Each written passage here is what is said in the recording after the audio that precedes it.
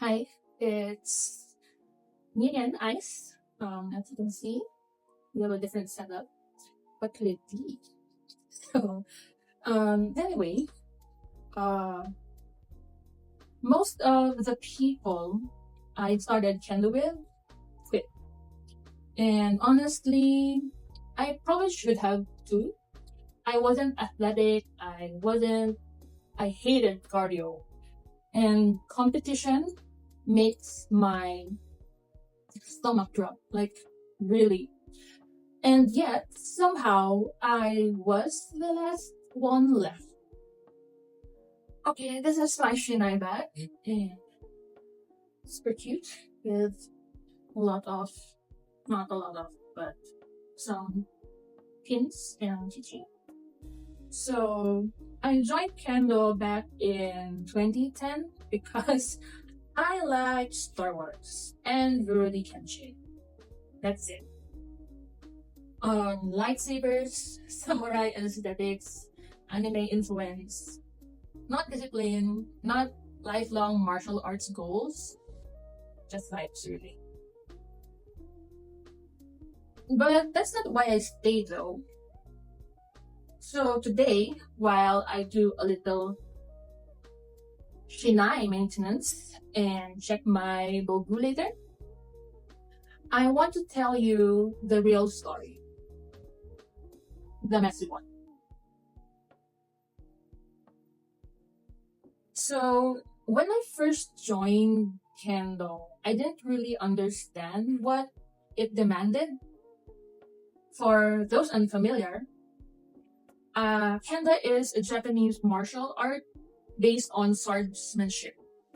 We wear full armor, the men kote do tare, and use bamboo swords called the shinai. But here's what people don't see. It's not enough to just hit. Your posture has to be correct, your timing must be precise, and your spirit must be fully committed.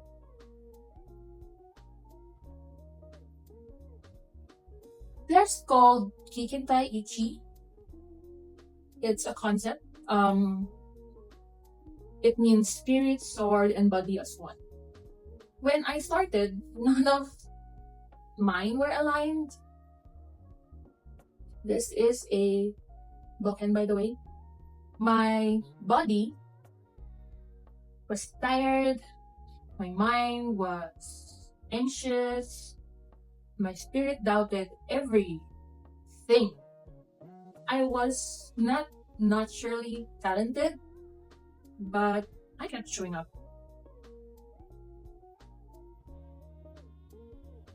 So,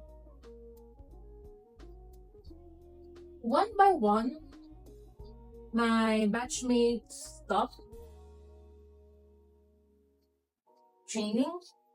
Kendo is repetitive, slow, humbling.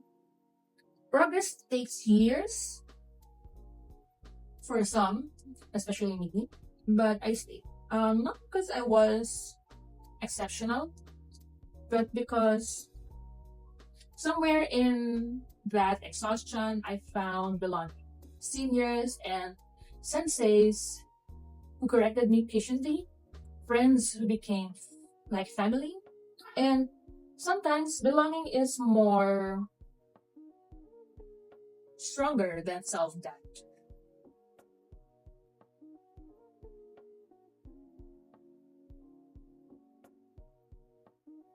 A long time ago in my so far Kendo history, I was lucky enough to have the chance to participate in the 10th ASEAN Kendo tournament in Penang. I think that was back in 2013. And even being selected felt surreal. When there's one match I'll never forget, when it started, everything blurred.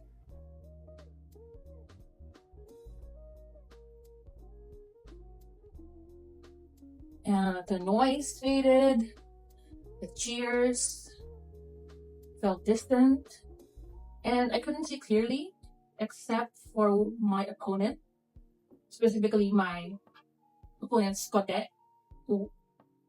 And I was so nervous. So I've never felt that nervous in my life. So before stepping in, my whole body felt tight. But in the moment, everything became simple, I guess. Um, I looked at my opponent, everything was almost non existent, and an opening appeared. I struck, and somehow, miraculously, I scored an equal. So, yeah, I won that match. But what I remember the most wasn't the win, it was what happened after. The moment I stepped out of the Shiaijo, all the pressure I had been holding in just collapsed.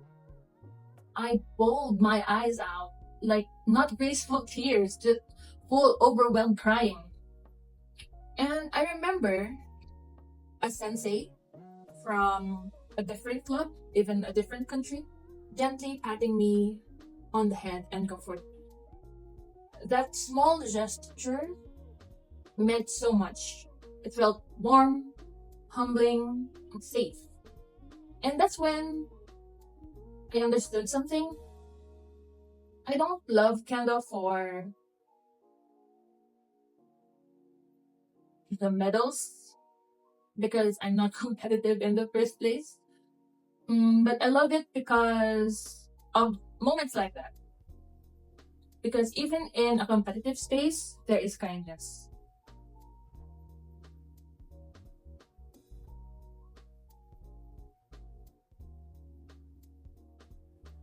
To this day, that memory is still very special to me.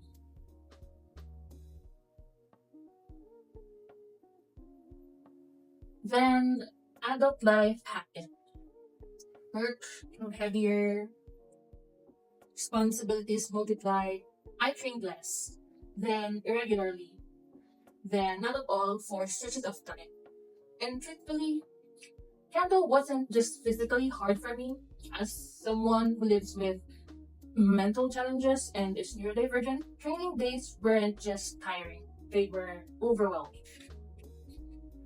There were days I felt anxious before practice even started, even before leaving the house. Days where the pressure to be good enough felt heavier than the armor itself. I put so much pressure on myself to improve, to pass grading, to not disappoint my senseis and my seniors.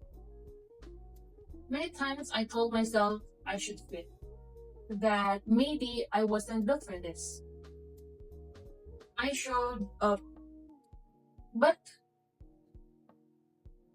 even when I wasn't actually training, I never fully disappeared. I still showed up for events when I could. I helped out, assisted behind the scenes, supported tournaments.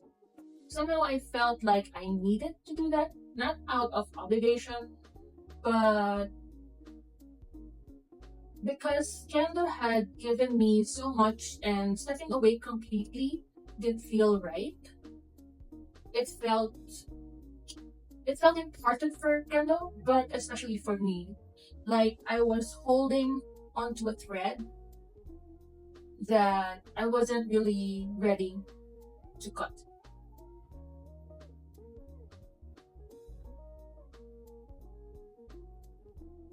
In June 2025, I came back, not dramatically, just quietly. I felt like something was unfinished. So I attempted my long overdue maiden grading. I wasn't ready. I was far from ready. So I failed. It hurt. But this time it didn't break me. Ish. Because somewhere along the way, mm, along the years, Kendo had already been shaping me. You know, Kendo humbles you. You can't fake. You can't fake conviction in armor. If your spirit hesitates, it shows. If your heart wavers, it shows. I used to think that Kendo was teaching me how to win. Now, I think Kendo was teaching me how to stay, to bow even when disappointed, to try again without tearing myself apart, to exist imperfectly and still belong. Still, I wasn't athletic. I wasn't fearless. I wasn't naturally good or gifted. I wasn't built for Kendo, but I stayed. Not perfectly, not consistently, but in the ways that I could. And maybe staying, especially when it's uncomfortable, is its own quiet kind of strength.